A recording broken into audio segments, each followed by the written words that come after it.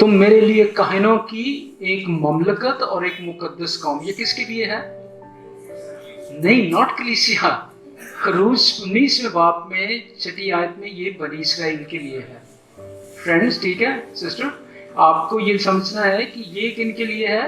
अब ये वाला इमेज जो है, मुकद्दस कौम हो, काहिनों की एक ममलकत हो, ये किन के लिए है? बनी इसराइल के लिए। ये इमेज ओल्ड टेस्टामेंट में खरूज की किताब में हमें नजर आता है।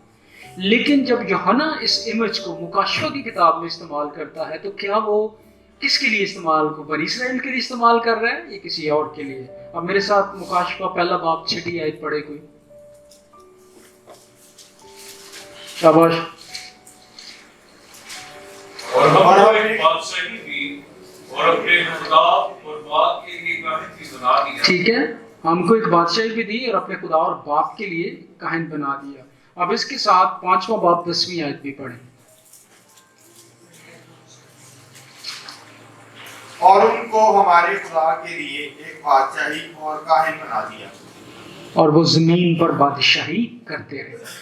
अब देखें कि यूहन्ना ने वही इमेज लिया ना, कि जो ओल्ड टेस्टामेंट में काहिन, कि तुम काहिनों का एक जो ममलकत हो, एक फिरका हो, तुम्हें खुदा ने जो अपने लिए चुन लिया, वो इमेज ओल्ड टेस्टामेंट में वहां पर बनी इसराइल के लिए। लेकिन जब हम मुकाशवा पहले बाब में और 5वें बाब में वही इमेज को देखते हैं, अब ये इमेज किसके लिए इस्तेमाल हुआ? किस खानदान के लिए? शाबाश, क्यों घबरा रहे हो यार, हम सबके लिए। तो अब क्या किया उसने? क्या किया? इसको एक्सपेंड कर दिया। अब ये बरकत जो है, ये इजराइल तक नहीं रही। कैसे? मसीह के वसीले से। अब क्या है ये बरकत? अब पैदाइश 12वां बाब क्या है, जहां पर बनी इसराइल यानी इब्राहिम के साथ खुदा ने वादा किया कि जो तुझ पर लानत करें उन पर लानत होगी। लेकिन फिर जो उसका सेकंड पार्ट है, 12वां बाब शायद 3री आयत है, कि तेरे सबब से जमीन के सारे कबीले बरकत पाएंगे। Here we see it, कि कैसे यूहन्ना उस इमेज को लेता है कि अब ये काहिनों की ममलकत कौन है? इट्स ऑल ईमानदार जो मसीह के वसीले से आए हैं। कैसे उसको उसने एक्सपेंड कर दिया। तो इस तरह से आपने देखना है कि वो ओल्ड टेस्टामेंट का इमेज उसने लिया, लेकिन उसको उसने इस्तेमाल किया। अगर उसको खरूज 19वें बाब की रोशनी में समझेंगे तो फिर हम कहेंगे भाई इसमें तो हमारा तो कोई इसमें हिस्सा नहीं है, ये तो सिर्फ और सिर्फ बनी इसराइल जो यहूदी नस्ली एतबार से हैं। तो हम नस्ली यहूदी तो नहीं है, रूहानी यहूदी तो कह सकते हैं आपके हम ग्राफ्ट किए गए हैं, मसीह के वसीले से हम खुदा के लोग बने हैं, बट नॉट नस्ली एतबार से। तो ये just I am giving you example कि उसको कैसे वो एक्सपेंड करता है कि अब ये काहिनों की ममलकत इजराइल नहीं है, बल्कि ईमान की रूह से जो मसीह में सारे आगे यहूदी गैर कौम वो सारे ही खुदा की ममलकत है। काहिनों का फिरका जो है वो बन गए। Are you with me? Yes, sir. Give you another example. एक और, ताकि मिसालों के साथ आप देखें। अब जकरिया 12वां बाब 10वीं आयत पढ़ें।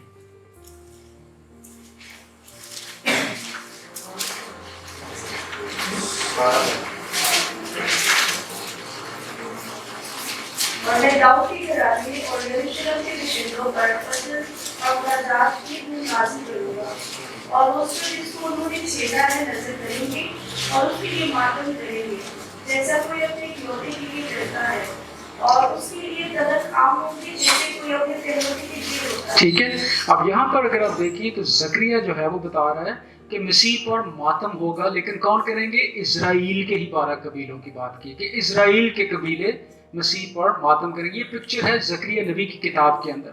लेकिन जब यूहन्ना इस पिक्चर को इस्तेमाल करता है मुकाशवा के अंदर, तो वो क्या कहता है? मुकाशवा 1 बाब 7 आयत पढ़ें। देखो वो आंखों के साथ आने वाला है, और हर एक आंख उसे देखेगी, और जिन्होंने उसे छेड़ा था वो भी देखेंगे, तो जमीन पर के सब कबीले उसके सामने छाते छाती पीटेंगे, जमीन के सारे कबीले। अंडरस्टैंड कर रहे हैं? वहां भी मसीह पर ही मातम हो रहा है, but only Israel is doing, 12 कबीले। लेकिन यहाँ पर क्या है? जमीन के सारे कबीले उसके सबब से छाती पीटेंगे। लुक एट, कि ओल्ड टेस्टामेंट का उसने इमेज लिया और उसको आके जब मुकाशफा में इस्तेमाल करता है तो उसको एक्सपेंड कर देता है, वो इजराइल तक नहीं है। इमेज जैसा ओल्ड टेस्टामेंट का तो क्या करता है, एक्सपेंड कर देता है सारी जमीन, सारे कबीले, सारी बालगी उस तक वो ले जाता है। तो ये हमारी क्या हमें मदद कर रहे हैं कि ओल्ड टेस्टामेंट के पिक्चर को अगर हम सिर्फ उसी कॉन्टेक्स्ट में देखेंगे तो वो महदूद है, लेकिन यूहन्ना जब इस्तेमाल करता है तो वो उसको एक्सपेंड कर रहा है। अनदर एग्जांपल, अब देखें कि मिस्र की आफतें थी, हम पढ़ेंगे नहीं, आपको उसका पता है वो क्या है। आपने देखी कि 10 आफत खुदा ने जो है वो भेजी और वो कहाँ तक महदूद थी, वो सारी दुनिया तक तो नहीं आई, सिर्फ मिस्र तक रहे, ठीक है। लेकिन जब हम नरसिंगों की आफात को पढ़ते हैं, 8वां बाब 6 आयत से 12, टाइम नहीं है कि हम सारा पढ़ें, बाद में पढ़ लीजिए। 16वां बाब 1 आयत से 14 आयत, तो यहाँ पर दोनों नरसिंगों की आफतों का और प्यालों की आफतों का ताल्लुक है। और ये आफतें जो हैं बिल्कुल रिजेंबल करती हैं जो मिस्र की आफतें, लैंग्वेज वही है, वो खून बन गया और सारा टिड्डियाँ आ गई, सब कुछ चट कर गई, एवरीथिंग सारी उस तरह की है। लेकिन वो वहां पर क्या है, सिर्फ मिस्र है। लेकिन यहाँ जो पिक्चर यूहन्ना ने पेश किया वो क्या है कि सारी जमीन उसके नरगे में है, उसकी अदालत में है। एक जगह की अदालत नहीं होगी या एक जोग्राफियाई एतबार से एक कौम की अदालत नहीं, बल्कि आलमगीर अदालत की वो तस्वीर पेश करता है जब नरसिंगों की अदालत पेश करता है, प्यालों के साथ उस अदालत को पेश करता है। Are you with me? Picture वही है, लेकिन किस तरह से वो एक्सपेंड कर रहा है। इजराइल से निकलकर अब वो पूरी दुनिया तक, सारी जमीन तक जो है वो आ रहा है। एग्जाम्पल एंड एग्जाम्पल, एक और मिसाल आपको मैं दूं। अब दानियल 7वां बाब और उसकी 25वीं आयत में देखें, और फिर दानियल 12वां बाब 7वीं आयत, तो वहां पर बाद में पढ़ लीजिएगा। वहां पर क्या है, इजराइल की मुसीबतों का दौर है जो 3.5 साल तक है। अब अगर हम जब दानियल के कॉन्टेक्स्ट में देखेंगे तो वहां पर है कि स्पेसिफिकली फॉर इजराइल, उनकी मुसीबतों की बात जो है वो की गई है। लेकिन जब मुकाशफा 17वां में आकर आप जो है वो उसकी हम मुसीबतों की बात करते हैं, तो वहां पर सिर्फ इजराइल की मुसीबतों की, वहां पर कलीसिया किस तरह दुख उठाएगी, किस तरह से मुसीबतों में से गुजरेगी, तो वहां पर वो पिक्चर एक्सपैंड हो गई, सारी दुनिया की कलीसिया उन दुखों और मुसीबतों में से जो है वो गुजरी। तो वो पिक्चर उसने वही ली, लेकिन उसको एक्सपैंड कर दिया। अब यहाँ पर मुकाशफा 17 बाब में एक और पिक्चर है बाबल की, ठीक है। अब जब हम इस पुराने दरामे में बाबल देखते हैं तो बाबल ने पुराने दरामे में क्या किया, क्या किया? एक तो बुरुज है ना वो वाला, लेकिन आगे चलकर हम जब असीरी का दौर है तो बाबल की, ठीक है, तो नबूकदनेस्सर बादशाह ने क्या किया, इजराइल को, यहूदा को तहस नहस करके रखते, उनको असीर करके वो ले गया। तो बाबल क्या है, वहां पर एक तरह की खुदा की अदालत जो है वहां पर वो पेश कर रहा है, कहां पर, एक मखसूस कौम तक, एक मखसूस जोग्राफियाई दौर तक। लेकिन जब हम इसको 17 बाब में आकर देखते हैं इस बाबल को, ठीक है, वो कहता है वो बड़ा शहर बाबल जो है। अब आए मेरे से 17 बाब निकालें, 18 बाब और उसकी जो है वो दूसरी आयत में देखिए। और उसके बाद क्या है कि वो बड़ा शहर बाबल गिर पड़ा और शयातीन का मस्कन और हर नपाकरू का अड्डा और हर नपाकरू और मकरू परिंदे का जो है वो अड्डा जो था वो सारा जो है वो खत्म हो गया। अब यहाँ पर जो है आगे चलकर हम ये देखते हैं, क्योंकि उसकी हरामकारी की गजबनाक मै के बायस तमाम कौमें गिर गई। अब वहां पर बाबल जो है इज जस्ट अ मखसूस, लेकिन यहाँ बाबल को क्या पेश किया गया है, is the representation of all कौमें जो खुदा के बगैर हैं, किस तरह से वो जो है खुदा उनको जो है वो एट द एंड। तो आप देखेंगे कि पिक्चर वहां पर बाबल की क्या है, उसी पिक्चर को इस्तेमाल कर रहा है यूहन्ना रसूल मुकाशफा में, लेकिन वो उसको क्या कर रहा है, एक्सपेंड कर देता है सारी दुनिया तक। आर यू विद मी?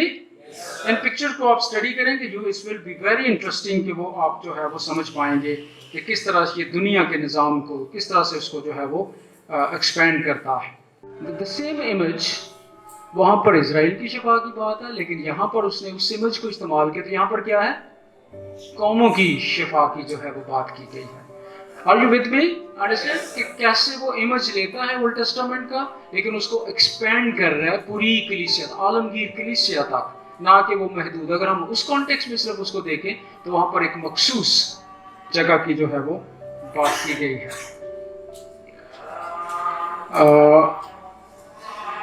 اب اس کے ساتھ دوسرا باب 17 آیت پڑھیں. اس کو میں مکاشفہ دوسرا باب 17 آیت, وہاں پر من کا ذکر ہے. جس کے کان ہو وہ سنے کہ روح کلیسیاؤں سے کیا فرماتا ہے. جو غالب آئے میں اسے پوشیدہ من میں سے دوں گا. What is the man? Go back to Old Testament. بنی اسرائیل کو من خدا نے کب دیا؟ بیابان میں. ساری قوموں کو دے رہا تھا خدا. Is giving to the one specific people and that is the Israelites.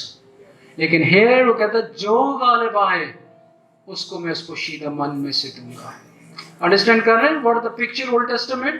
یہاں پر اس نے وہی پکچر لی, اس کو استعمال کیا لیکن اس کو ایکسپینڈ کر دیا. اور اس طرح سے جو ہے وہ اب دیکھیں مکاشفہ 21واں باب, لاسٹ میں اگزامپل اور بھی ہیں بٹ اس کے ساتھ میں ختم کروں گا. مکاشفہ 21واں باب اور اس کے بعد دوسری آیت سے 27ویں آیت تک جو ہے یہ پکچر کیا ہے؟ نئے یروشلم کی. ٹھیک ہے, یروشلم جو ہے آپ دیکھ رہے ہیں کہ وہ خدا کا شہر ہے اور وہاں بڑا اس نے بنگا اور اس میں کیا ہے اور بڑا کچھ اس میں جو ہے وہ ہمیں نظر آتا ہے. 21واں باب 27ویں آیت وہ کیا کہتا ہے؟ اور پھر میں نے شہر مقدس نئے یروشلم کو آسمان پر سے خدا کے پاس سے اترتے دیکھا اور وہ اس دلہن کی مانند راستہ جس نے اپنے شوہر کے لیے سنگار کیا ہوا ہے. پھر میں نے تخت میں سے کسی کو بلند آواز سے کہتے سنا, دیکھ خدا کا خیمہ آدمیوں کے درمیان ہے اور وہ ان کے ساتھ سکونت کرے گا. وہ اس کے لوگ ہوں گے اور خدا ان کے ساتھ رہے گا. وہ ان کا خدا ہوگا اور ان کی آنکھوں کے سب آنسو پہنچ دے گا. اس کے بعد نہ موت رہے گی, نہ ماتم رہے گا, نہ وہ نالا, نہ درد. پہلی چیزیں جاتی رہیں. دیکھیں تو اب یہاں پر کیا ہے؟ یروشلم ایک پکچر ہے. اولڈ ٹیسٹمنٹ کی پکچر کیا ہے یروشلم کی؟ ایک شہر ہے, ٹھیک ہے, وہاں پر خدا کی ہیکل. وہاں پر کون آتے ہیں؟ یہودی.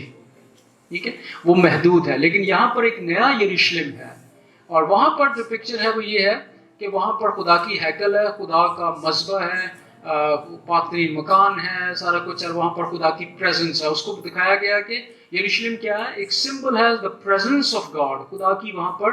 لیکن یہاں پر اب کیا ہے کہ خدا اپنا خیمہ ان کے درمیان لگا دے گا. وہ سارے قومیں, سارے قبیلے, سارے جو ہیں وہ خدا کی پریزنس سے جو ہے وہ برکت پائیں. تو یروشلم جو پکچر اولڈ ٹیسٹمنٹ کی ہے, لیکن جب ہم مکاشفہ میں دیکھ رہے ہیں کیسے وہ اس کو ایکسپینڈ کر رہا ہے کہ اس شہر میں صرف یہودی نہیں داخل ہوں گے, اس میں سارے لوگ جو ہیں وہ خدا کی پریزنس میں اس کے شہر کا حصہ بن جائیں گے. تو بات یہ ہے, میں نے آپ کو اتنی اگزامپلس دی ہیں جسٹ ٹو گیو یو کہ کیسے اولڈ ٹیسٹمنٹ کی پکچر لے کر اس کو وہ کیسے جو ہے وہ استعمال کرتا ہے. تو اگر آپ اس کی پریکٹس کریں گے, اس کو سمجھنے کی کوشش کریں گے, again and again picture old testament کی دیکھیں, وہاں کانٹیکسٹ کیا ہے, یہاں وہ کیا بات بتانے ہیں, تو اب آپ کو پتہ لگ جائے گا کہ کیسے وہ ایکسپینڈ کرتا ہے اس برکت کو. تو پھر آپ اس کی صحیح سمجھ اور آپ کو جو ہے وہ ملتی جائے گی. Are you with me? So very quickly just 2-3 چیزیں اور ہیں تو پھر ہم ٹائم نہیں رہ گیا. دوسرا ہے کہ نمبرز, پکچرز میں نے کچھ آپ کو بتائیں کہ امیجز کو کیسے انڈرسٹینڈ کرتے ہیں, اولڈ ٹیسٹمنٹ کے امیجز کیسے نئے, خاص کر مکاشفہ کی کتاب میں. اب یہ جو نمبرز ہیں, گنتی اعداد و شمار ہیں, ان کو بھی آپ نے لٹرل نہیں لینا. اب یہ 3 ایسے ہیں جیسے 7 کا عدد ہے, 4 ہے اور 12, جو بہت امپورٹنٹ ہیں مکاشفہ کی کتاب میں, اور آپ نے ان اعداد کو جو ہے وہ سمجھنے کی جو ہے وہ کوشش کرنی ہے کہ یہ کیا ہے. اب جیسے یہ 7 کا عدد, پہلے ہم اس عدد کو دیکھ لیں. ٹھیک ہے, اب یہ ہے کہ اگر آپ پیدائش پہلا باب دوسرے باب میں خدا کو کیا دیکھتے ہیں کہ خدا نے 7ویں دن کیا کیا, آرام کیا.